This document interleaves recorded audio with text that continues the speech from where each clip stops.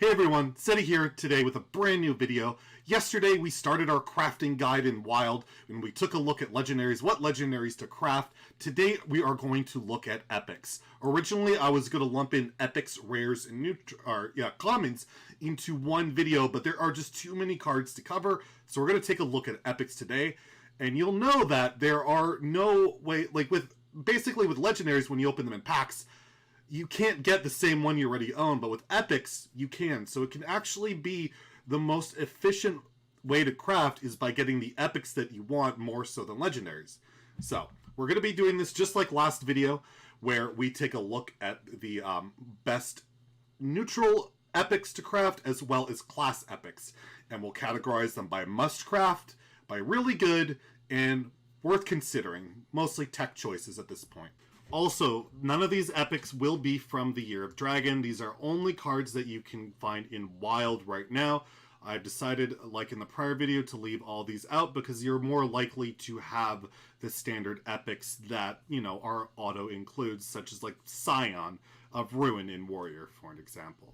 So let's take a look and start with the most important category, neutral epics, as these can go into any deck you want to make. So, what are the must crafts? For neutrals, there really isn't that many impactful epics in terms of must craft. Honestly, I think only one of these are truly must craft, but I'm going to put one out there just as an inclusion, just so we have at least two. But the epics really haven't been that powerful, and until this year, the Year of the Dragon, where they all enabled the insane Galakron decks, and prior years, it just epics have just kind of been kind of crap. So let's take a look. First must craft is Carnivorous Cube. Now this is one of the most powerful cards from the Kobolds and Catacombs expansion. It is a 5 mana 4/6 Battlecry, destroy a minion, Death Rattle, summon 2 copies of it.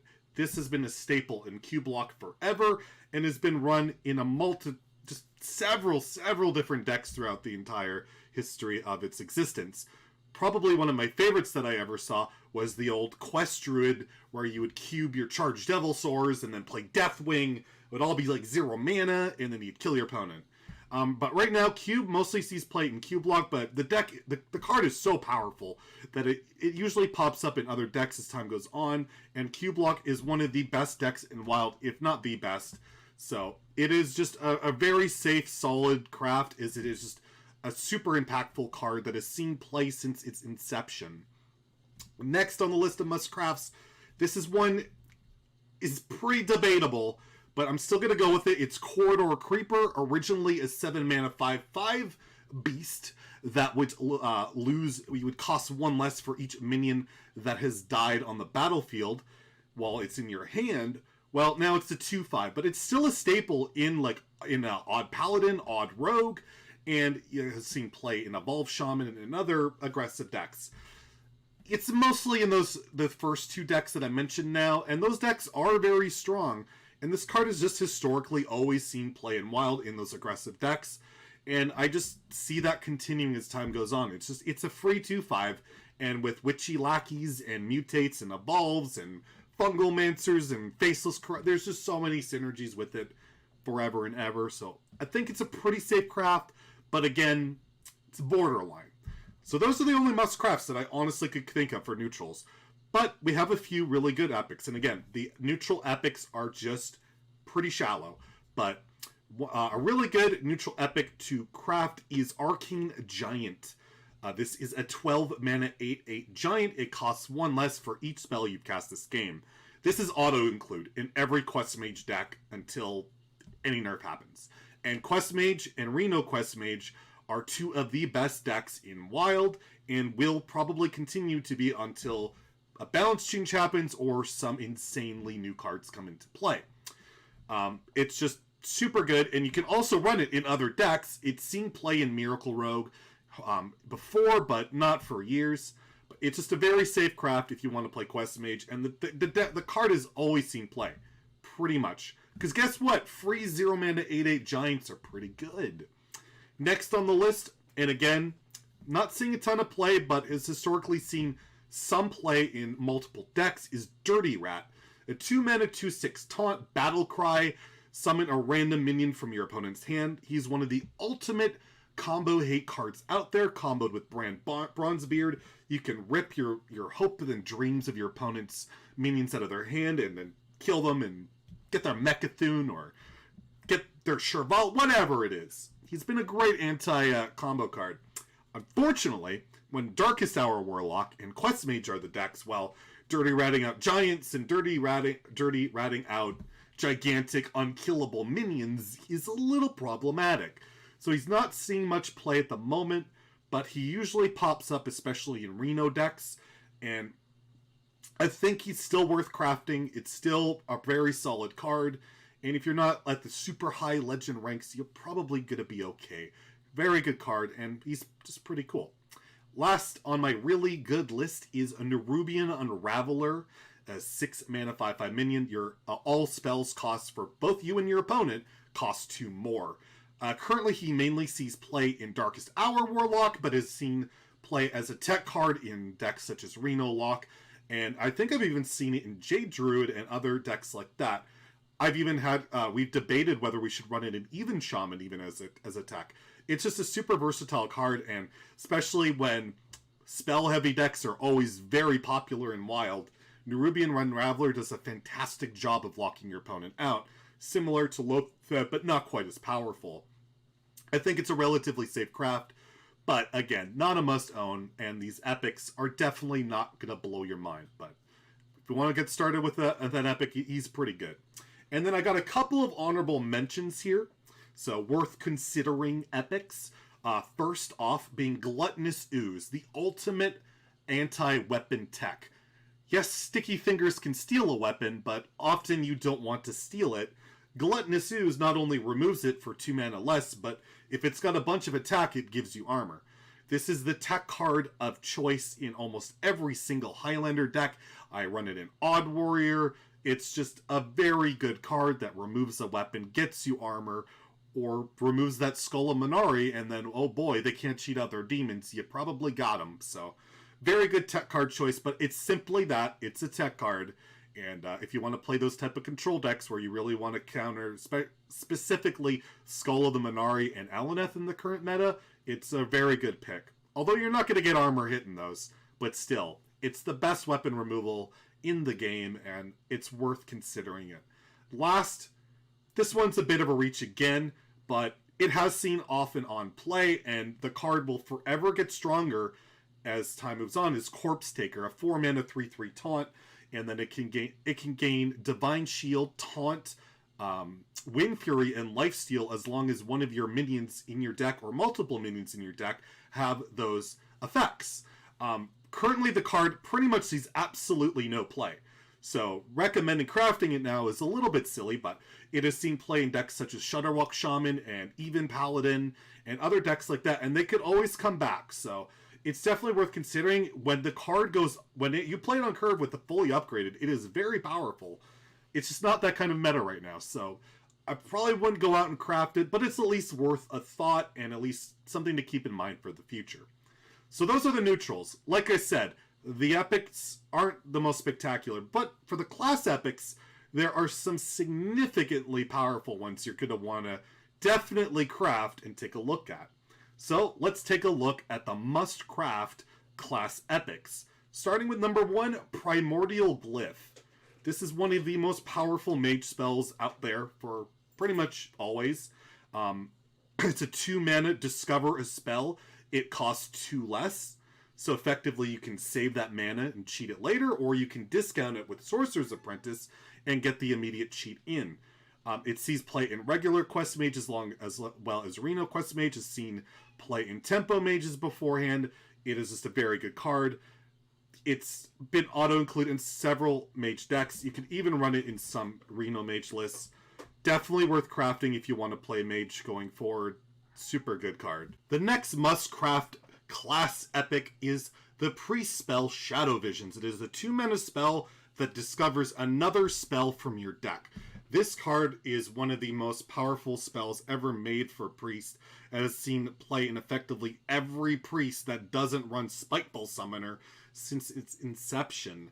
It gives you just good redundancy. It allows you to get, you're playing combo priest, you get a bunch of divine spirits, you get powered shields, you just get so much resources, and it can discover itself if you need to, refresh and get another one, as well as in decks like Big Priest, getting a bunch of psychic screams or giant spell stones or, those type of spells, removal when you desperately need it, as well as Reno Priest. It is, extra burn, extra removal. It's just a super powerful card that we'll see play in pretty much every Priest deck in Wild going forward.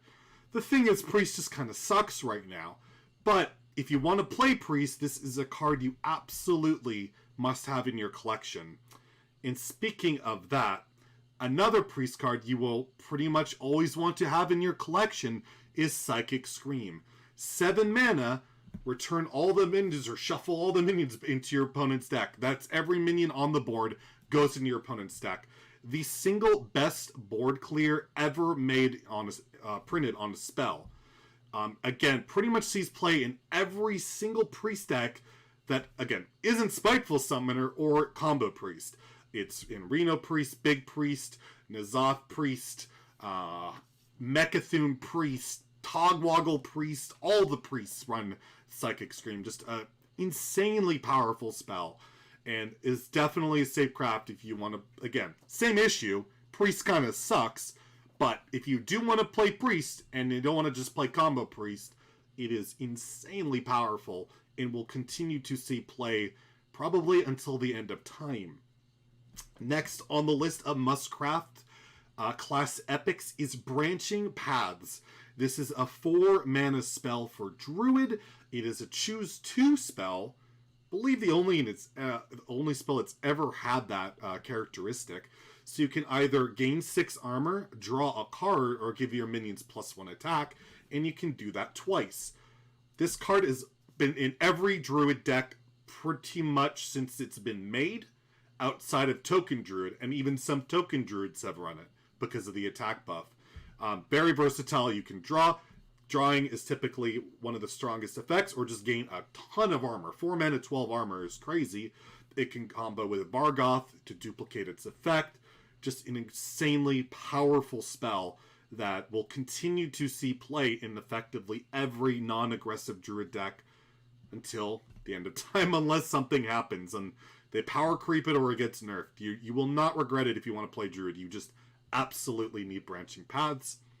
And last on the must-craft list for class epics is Void Lord, a 9-mana, 3/9 Demon with Taunt Warlock card. It has a Death Rattle, summon 3 Void Walkers, so 3/1/3 demons. This card, just at 9 mana, is pretty powerful. Just slamming him down can be pretty good. But the beautiful thing about Wild is he never costs 9. You either cheat him out with the Void Caller, you cheat him out with Skull the Monari, or you cheat him out with the old Darkest Hour Warlock deck. Insanely powerful card. Just stops aggro in its tracks. Even if they silence it and you're running something like Cube, well, you cube it and make some more, and you can always bring it back with Gul'dan. It's been effectively in every Warlock deck outside of Mecha'thun, pretty much. Every other Warlock deck in Wild that's been Tier 1 runs this card. I guess Snip Snap didn't, but that deck doesn't exist anymore, and Zoo is not really a thing in Wild. If you want to play Warlock, you will not regret crafting Void Lord. It is just one of the most powerful minions in the game. So that's the only one. Those are the ones I would say are must crafts. Let's take a look at what epics are really good. First is a mage spell that everybody loves to face, especially when it's randomly generated, but you can craft it and actually put it in your deck, is Ice Block.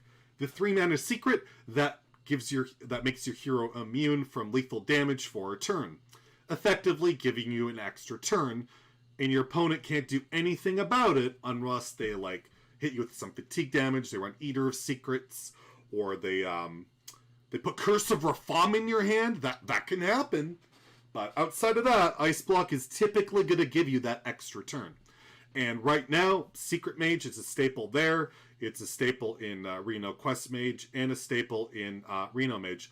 Honestly, you could justify this as a must craft, But sometimes these decks don't run it, sometimes Secret Mage doesn't run it, and there are Quest Mage decks that don't run Ice Block. You will definitely not regret crafting this if you're a Mage player. It just fits into so many decks. It is degenerate, it is super frustrating to the face, but when you're playing your Mage deck, you're going to really be happy to have that to save your butt when you're facing down 1 billion damage, and they just can't do anything about it. Too bad. Next on the list is a Warlock spell. You'll notice a lot of Warlock and Mage spells, or epics. It's like those classes are a little too overpowered or something. But we have Blood Bloom.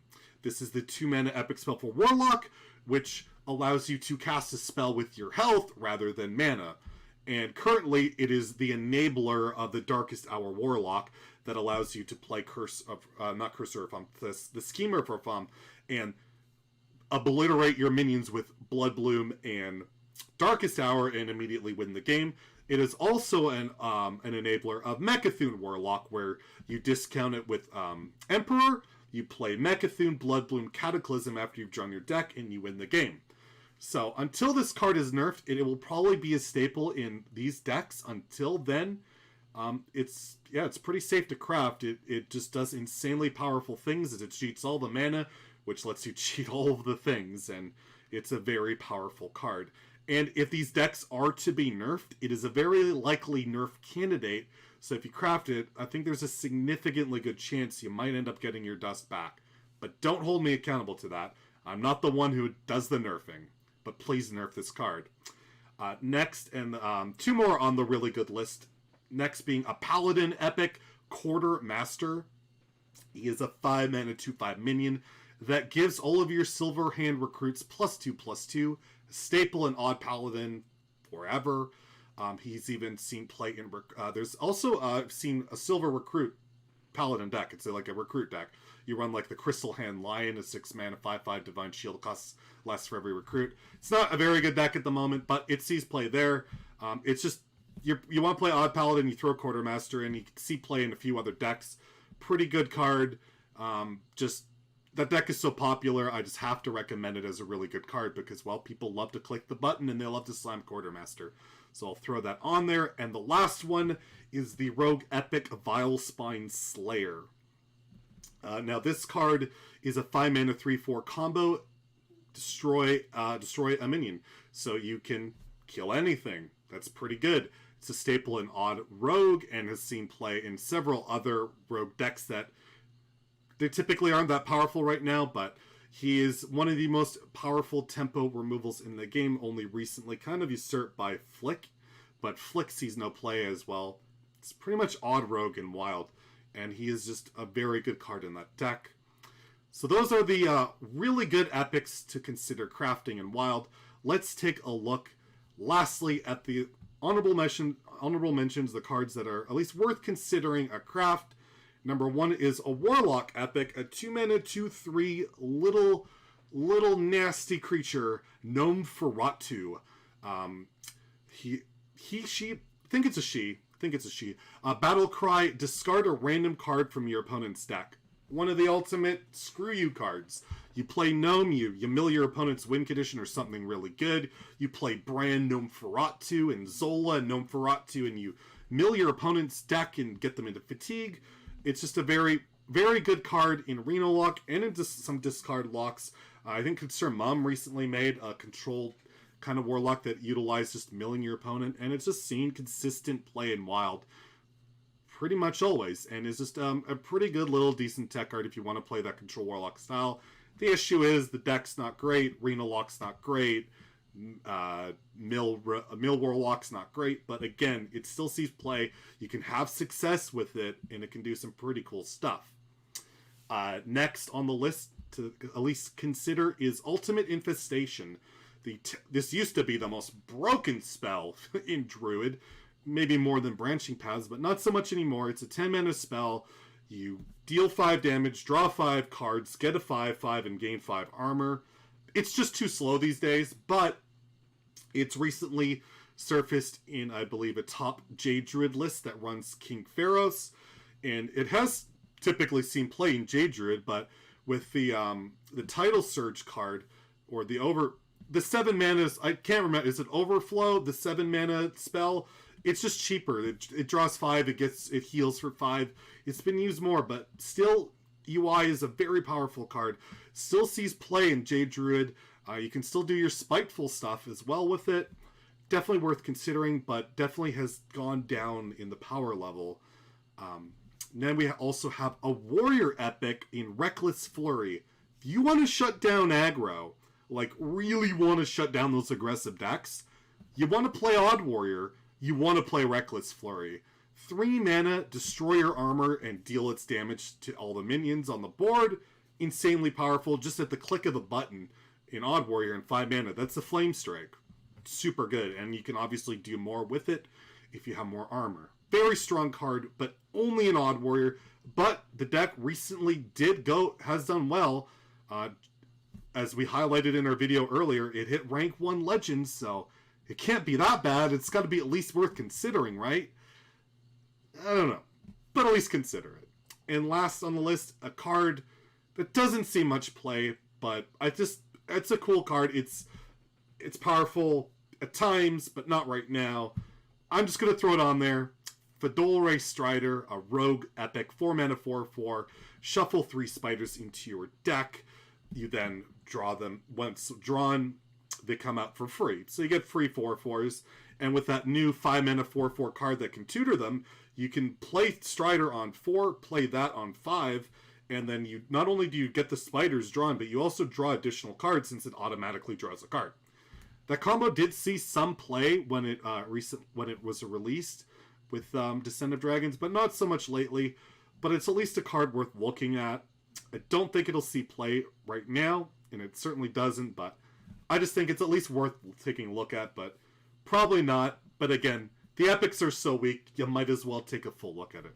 So that's all the epics I would recommend crafting. There's not a ton of must crafts outside of the class options and basically Mage, Priest, and Warlock. Epics are an interesting bunch of cards. They're certainly not the power level of legendaries, and we'll explore the rares and commons in the next couple of videos. So I hope you enjoyed it. I hope this helped you make some decisions on what you would like to craft. If you liked the video, please like and subscribe, and we'll see you tomorrow with the follow-ups. Have a good day, and stay salty, my friends.